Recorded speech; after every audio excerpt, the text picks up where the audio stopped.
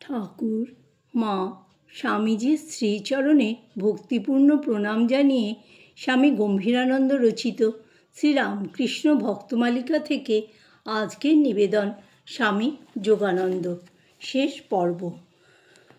স্বামী যোগানন্দ সত্যই বিবেকানন্দ প্রচারিত সেবার বিরোধী ছিলেন না। বিরোধী হইলে রামকৃষ্ণ মিশনের প্রতিষ্ঠাকালে উহার প্রথম উপসভাপতি হইবেন কেন এবং মিশনের বহু অধিবেশনে সভাপতিত্ব করিয়া স্বামীজির প্রারব্ধ কার্যে সহায়তা করিবেন কেন? আর ঠাকুরের প্রতি স্বামীজির প্রগাঢ় বিশ্বাস ভক্তি সম্বন্ধেও তাহার মনে প্রকৃত কোনো সন্দেহ ছিল না। তাই প্রথম দিনের তর্কের পরে তিনি উপস্থিত একজনকে বলিয়াছিলেন, নরেনের বিশ্বাসের কথা শুনলি? বলে কিনা ঠাকুরের কৃপাকটাক্ষে লাখ বিবেকানন্দ তৈরি হতে পারে। কি গুরুভক্তি! আমাদের উহার শতাংশের একাংশ ভক্তি যদি হতো ধন্য হতুম। তিনি আরও বলিয়াছিলেন, নরেন নরঋষির অবতার। নরেনের মধ্যে ঋষির বেদজ্ঞান, শঙ্করের ত্যাগ, বুদ্ধের হৃদয়, সুখদেবের মায়ারাহিত্য ও ব্রহ্মজ্ঞানের পূর্ণ বিকাশ একসঙ্গে রয়েছে। 1897 খ্রিস্টাব্দে স্বামীজি আমেরিকা হইতে ফিরিয়া আসিলে যোগানন্দজি অগ্রণী হইয়া তাহার অভ্যর্থনার ব্যবস্থা করেন। ইহারও পূর্বে স্বামীজি আমেরিকায় থাকাকালে কলকাতাবাসীরা টাউন হলে যখন তাহার সাফল্যের জন্য অভিনন্দন জ্ঞাপন করেন, তখন স্বামী অভিনন্দের সহিত মিলিত হইয়া তিনি সমস্ত আয়োজন করেন। ইহাদের ভালোবাসার আরও পরিচয় পাওয়া যায়। যোগানন্দের স্বাস্থ্য ভালো ছিল না, তাই আমেরিকা হইতে স্বামীজি প্রায় তাহার সংবাদ লইতেন এবং অসুখের জন্য দুঃখ ও উদ্বেগ প্রকাশ করিতেন। ভারতে ফিরিয়া স্বামীজি যখন 1897 মে মাসে আলমোড়ায় যান, তখন যোগানন্দকেও সঙ্গে লইয়া যান এবং 20 মে স্বামী ব্রহ্মানন্দকে লিখিয়া পাঠান, যোগেন আছে ভালো। কিন্তু মাস দুই সেখানে থাকিয়াই যোগানন্দ 9 জুলাই নিচে নামিলেন। আলমোড়া তাহার সহ্য হইল না।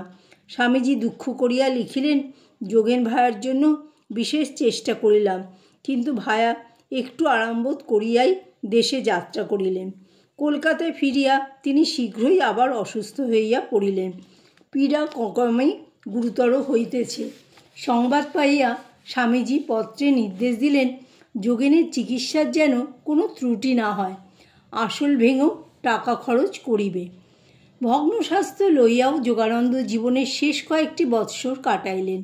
পেট রোগা লোক, ঝোল ভাত খাইতেন, শারীরিক পরিশ্রমের ক্ষমতা তাহার কিছুই ছিল না। কিন্তু এই সকল সত্ত্বেও ঠাকুরের কাজে তাহার অদম্য উৎসাহ ও উদ্যম প্রকাশ পাইত। 1895 খ্রিস্টাব্দে তাহারই প্রেরণায়, উদ্যমে ও উদ্যোগে দক্ষিণেশ্বরে বেশ ঘটা করিয়া ঠাকুরের জন্মোৎসব হয় এবং তৎপরে 1897 খ্রিস্টাব্দ পর্যন্ত প্রতি বৎসর তিনি সেখানে উৎসব করেন। তিনি তখন প্রায় বলরাম মন্দিরে থাকিতেন এবং উত্তর কলকাতার বহু লোকের সহিত ঘনিষ্ঠভাবে মিশিতেন। তাহার আকর্ষণে আহারিটোলার অনেক স্বেচ্ছাসেবক উৎসবে যোগ দিয়া উহার সমস্ত কার্য সুসম্পন্ন করিতেন। 1898 খ্রিস্টাব্দে দক্ষিণেশ্বর মন্দিরের কর্তৃপক্ষের সহিত কোনো বিষয়ে মতভেদ হয় ওই বৎসর সেখানে উৎসব করা সম্ভব হইল না। কিন্তু যোগানন্দ ইহাতে পশ্চাৎপদ না হইয়া বেলুড়ে দাদের ঠাকুরবাড়িতে বিরাট উৎসব করাইলেন। শরীর অসুস্থ থাকায় তিনি উৎসবে যোগ দিতে পারেন নাই।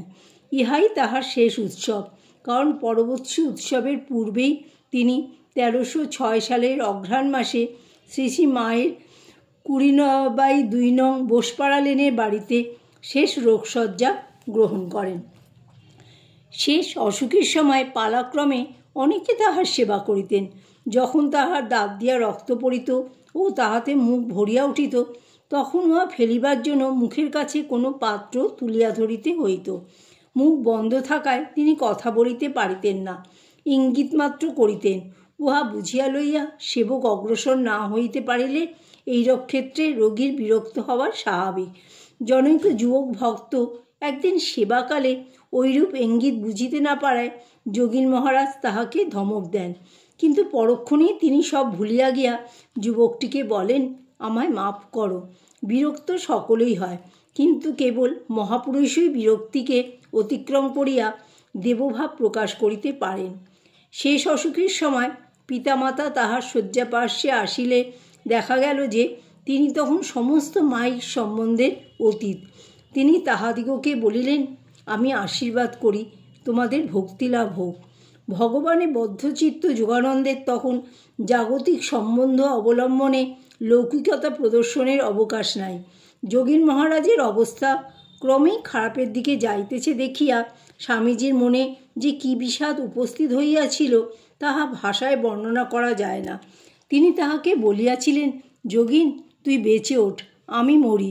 কিন্তু দৈব বড়ই নিষ্ঠুর। সে কাহারও সুখ দুঃখ বা ইচ্ছা অনিচ্ছার প্রতি দৃষ্টি না ফিরাইয়া আপন মনে স্বকার্য সাধন করিয়া চলে। যোগানন্দেরও আরোগ্যের কোনো লক্ষণ দেখা গেল না। সে বৎসর ঠাকুরের উৎসবে যোগ দেওয়া যোগানন্দের সম্ভব হইল না। তখন বেলুর মঠ স্থাপিত হইয়া গিয়াছে, সে মঠেও বাস করা তাহার হইল না। স্বামীজি তাহাকে একদিন নৌকা করিয়া আনিয়া বেলুর মঠ দেখাইয়া লইয়া গেলেন মাত্র। অসুখের যখন খুব বাড়াবাড়ি, তখন শ্রী শ্রী মাতা ঠাকুরানী স্বামী যোগানন্দের স্ত্রীকে তাহার নিকট লইয়া আসেন। যোগানন্দজির ইহাতে খুব আপত্তি ছিল এবং তিনি জানাইয়াছিলেন যে তাহার মৃত্যু যখন আসন্ন তখন এই শেষ মুহূর্তে আবার স্ত্রীর সেবা গ্রহণ করা কেন। শ্রীমা পত্নীকে নিকটে আনিয়া যোগানন্দজিকে কহিয়াছিলেন, তুমি একে দু একটি কথা বলো, একটু উপদেশ দাও। বৈরাগ্যের প্রতিমূর্তি যোগিন উত্তর দিয়াছিলেন, আমি ওসব পারব না, আপনি সেসব বুঝুন। অতঃপর দীর্ঘ 12 বৎসর মাতৃসেবার পর 1899 খ্রিস্টাব্দের 28শে মার্চ শেষ দিন উপস্থিত হইল। সেদিন স্বামী শিবানন্দ তাহাকে জিজ্ঞাসা করিয়াছিলেন, যোগিন, ঠাকুরকে মনে আছে তো? তিনি তাহাতে বলিয়াছিলেন, আরও খুব বেশি মনে আছে, আরও বেশি, আরও বেশি। অতঃপর অপরাহ্ন 3:10 সময় রামকৃষ্ণ সংঘের একটি সমুজ্জ্বল উদীয়মান নক্ষত্র খসিয়া পড়িল। স্বামীজি ইহাতে বলিয়াছিলেন, কড়ি খসল, এবারে ধীরে ধীরে বর্গাও সবও খসে পড়বে। শ্রী শ্রী মাও ইহাতে মর্মাহত হইয়া বলিয়াছিলেন, বাড়ির একখানি ইট খসল, এবারে সব যাবে। জয় ঠাকুর, জয় মা, জয় স্বামীজি।